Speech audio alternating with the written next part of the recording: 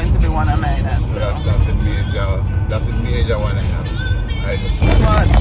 I just think it is, and that is irrespective of what speed you're going.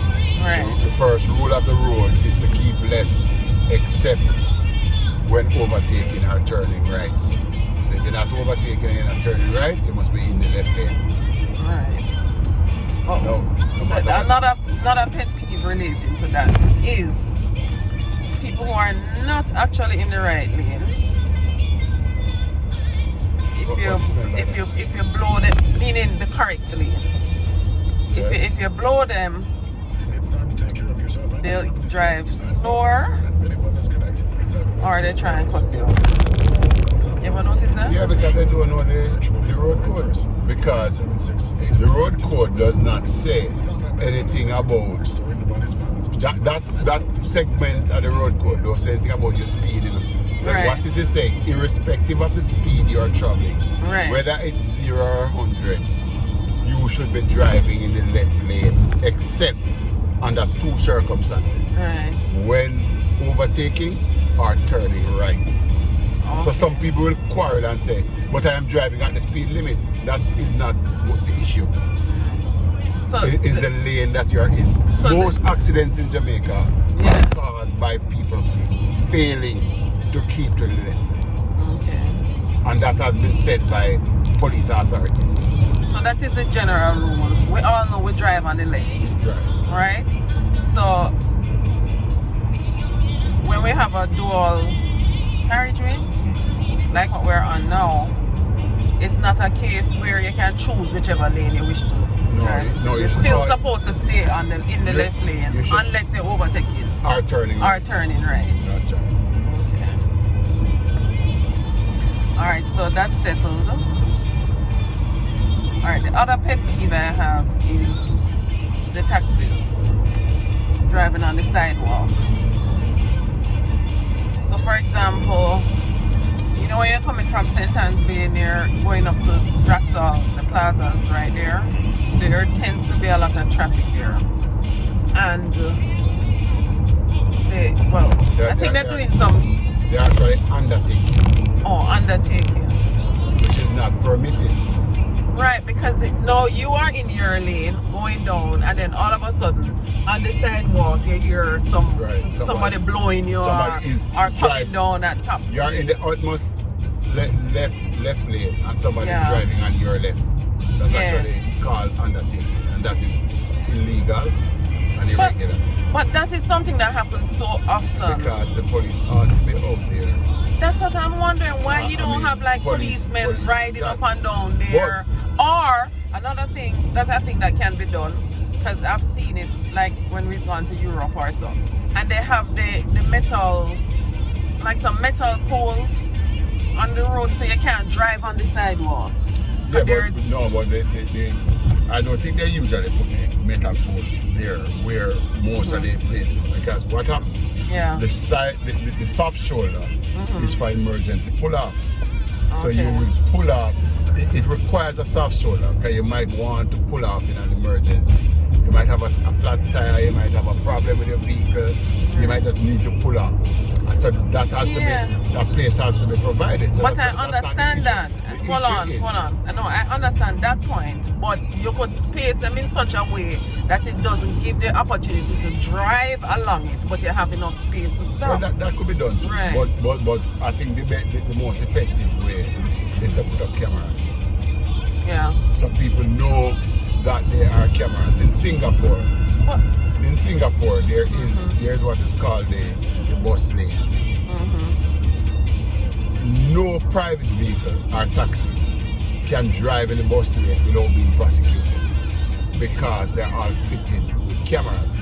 And you don't so you don't have a policeman out there, but you have the cameras policing the road.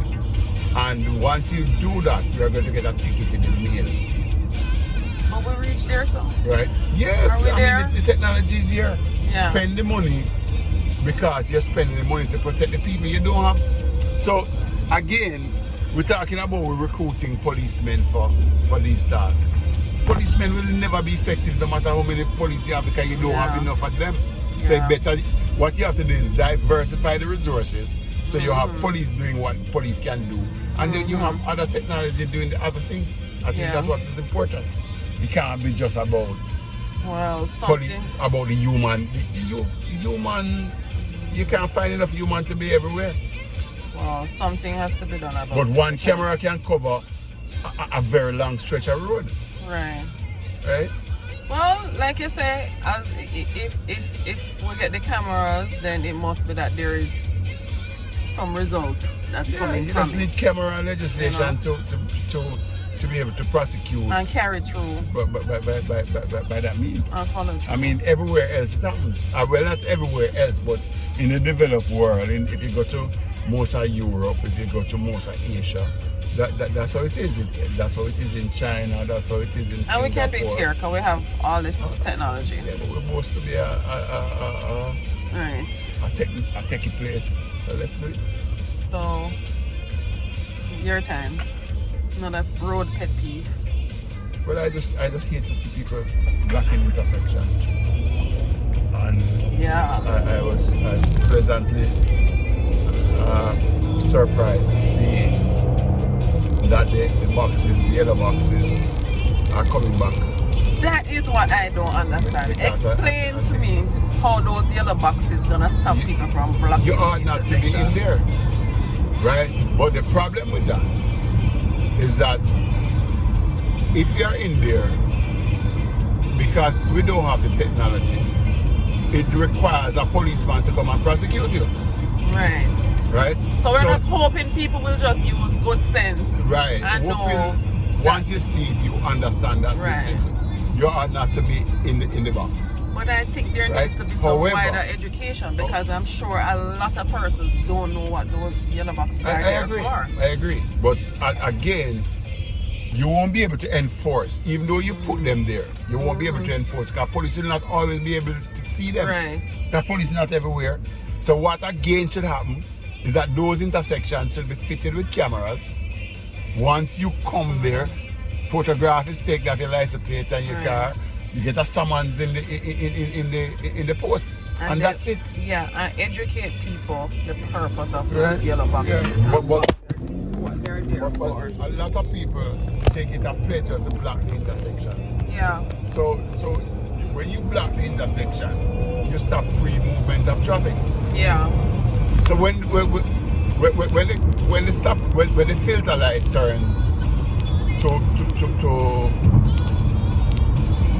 to amber, it means first thing to say, once there is a filter light, that's another one. Once there's a filter light, if there's a red filter light, it means you must stop. Yes. If there's no red filter light, you can cross when it's safe to do so.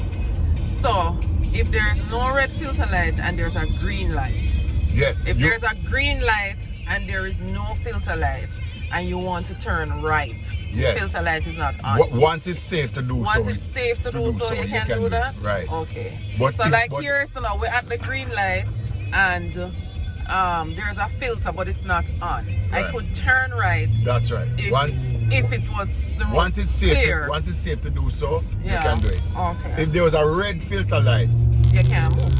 You can't turn until you get the green light. That I think go without saying. Right, so people need to understand that. Right. No, but there are many people who don't know that they can turn right even if the filter light is off. Once there's no red filter. People need to know that. And as you mentioned, filter, another pet peeve.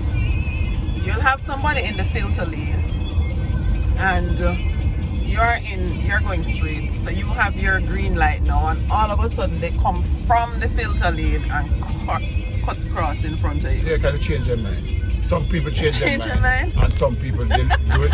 Some people deliberately knew. Some people knew that they were going to turn. Yeah. But it's an opportunity to go to the top of the line. Yeah. So they took that opportunity and then switch over. But some people that's wrong. Their mind. That's wrong. But some people it's a change their mind. A genuine change their mind. Okay. I can't see that. So I think that was a good discussion. And anything else you want to tell us about the road? Since you were once in charge of traffic in the JCF, anything else? Right. I just think that there's a great need for driver education. I think that in 300 meters at the roundabout, take the second exit onto Queens Drive. I think too many people got their driver's license without understanding the road code, without being properly educated. And I think they still have that book. The test need to you remember the book? And the test need to be more rigorous. It need to cover a lot more. Because you see, it's easy to drive these days because all you need to do is put the car in drive and drive. Yeah, no more clutch and stick shift. Right, so it doesn't require that level of... Exit the roundabout onto Queens Drive. Continue for 5 kilometers. All you need to do is just press and you drive. Right. And so what has to happen is that there has to be greater focus on driver education. I mean, by way of knowledge of the road, the do's and don'ts of the road. Yeah, I think we need a lot more of that because we have, as I said, a lot of drivers. They're really not educated on the road code and the rules of the road.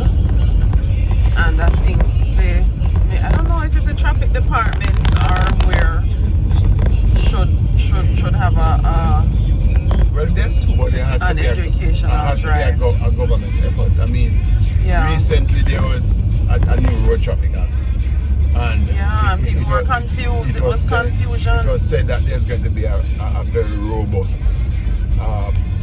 public education program. Yes, and I have not heard it. Anybody who heard that, I don't know. And they said it was gonna, But that's very important because, I mean, more vehicles are on the road, more people are buying cars. I mean, it really needs a higher level of education. I agree. A more focus. And the truth is, too many of our drivers are not really ready for this.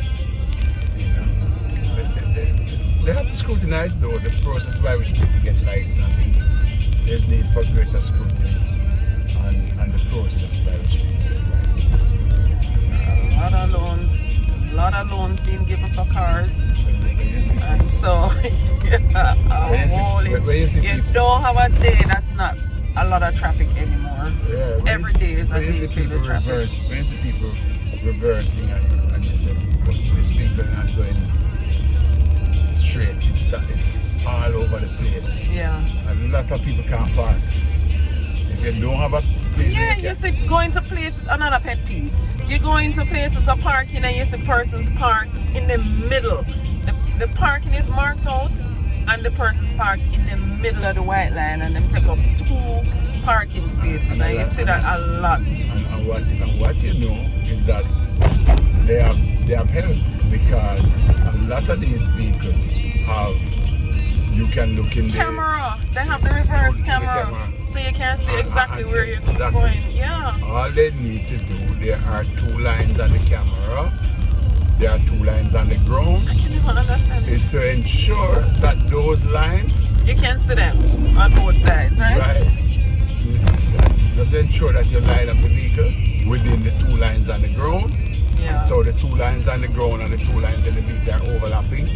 And you just reverse. Yeah. But if you don't have confidence to do that, you might have a problem.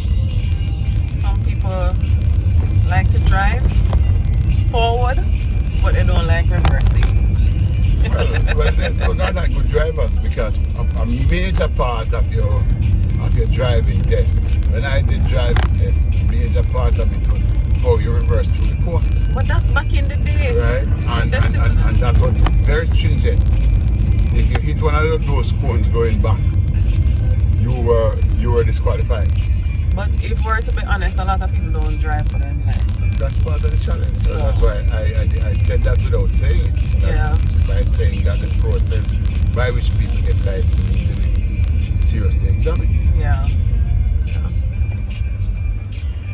All right, so again, I think this was a great discussion. Thank you for sharing all your knowledge, and I hope that persons would have learned something from our discussion. So see you next time. Bye.